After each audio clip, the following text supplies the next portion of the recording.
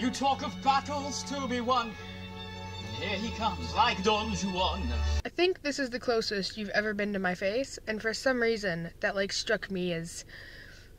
Basically, I got done at work 2 hours early, and so I'm sitting in my boss's driveway, and I was like, I want to talk about a thing, but I don't know how to talk about the thing. So I'm afraid if I sit down in, like, a place where I would normally film and try to talk about the thing, I'm not going to be able to just kind of ramble about it, because that's really all I've got for you.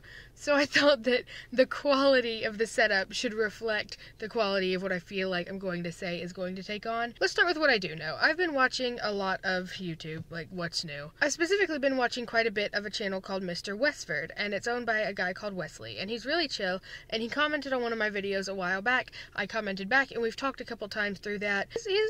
He's a cool dude, good, yes. And on his channel, he does, like, sketch stuff that's funny but weird. It's like the variety of sketch stuff that you can only find on YouTube. But here recently, especially, he started doing videos where he just kind of talks. I feel like finding a balance in that is a lot harder than I thought it would be. I feel like accurately depicting what I feel myself is on the internet is a lot harder than I thought it would be. I feel like every video either has to go one way or the other.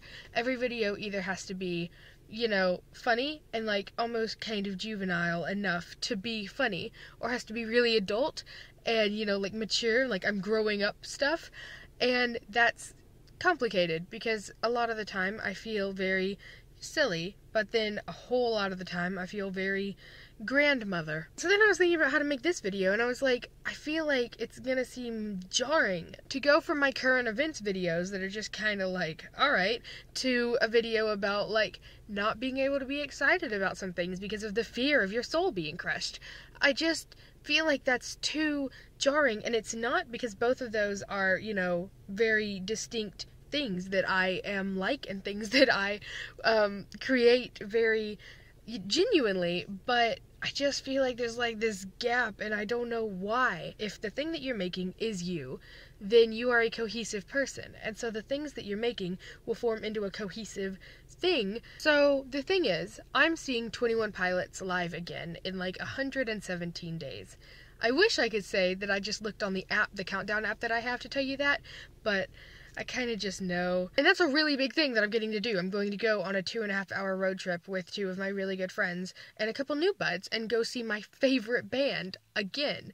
And that's incredible, and I'm excited. Also, the soda parlor is having its second reopening at the end of this month, and I'm going to get to go to that, and I'm going to get to spend a lot of time with Lena again, and I'm going to get to see my friend Abigail, who I see a lot. We live close to each other, but we don't spend a whole lot of, like, quality time together. Christmas is coming up.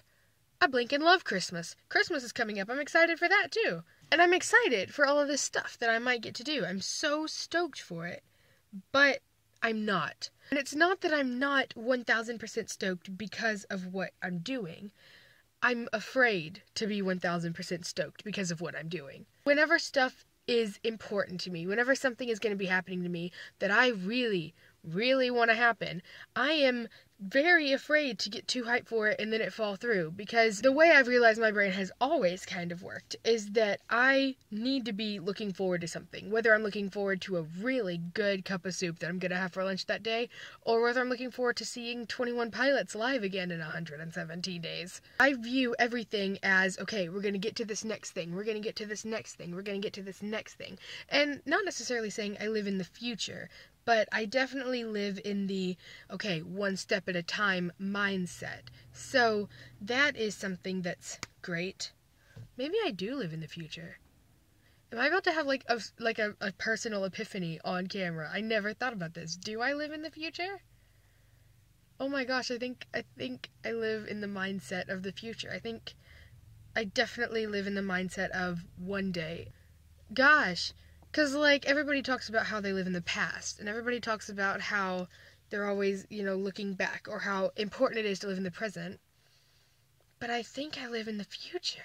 I promise I'm not, like, staging this or trying to, you know, make relatable content. I honestly never thought about this. I'm gonna try to get back to what I was talking about, but let's keep in mind that I just had a personal epiphany. I'm absolutely terrified of looking forward to things because they're gonna fall through, or, you know, I'm gonna get there and I'm not gonna experience them fully enough, and all the hype that I've built up for months is just gonna kind of go Because that's the thing, whenever something really cool is happening, I am so aware of how much I am experiencing it. Like, I'm so frightened of not taking enough in. And that is just annoying. I'm obnoxious. I try to face most things with blind optimism. You know, something bad will happen and I will look for every possible way that I can grow from it. Or if someone treats me poorly, I will look for every way that I can tell myself, okay, we're not going to do that to somebody else ever. And I feel like that clashes so bad with my habit of not wanting to be excited for things. Why?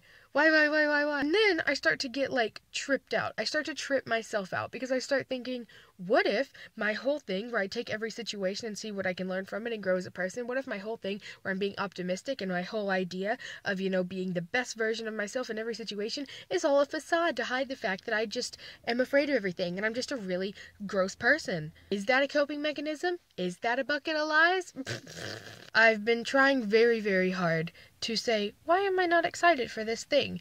And then take that reason and just kind of smush it. Not smush it as in repress it. Smush it as in logically reasoning and say, hey, that reason isn't going to stop you from doing really great things. I'm going to drive home now, which is probably what I should have done instead of talking to myself in my car about brain stuff.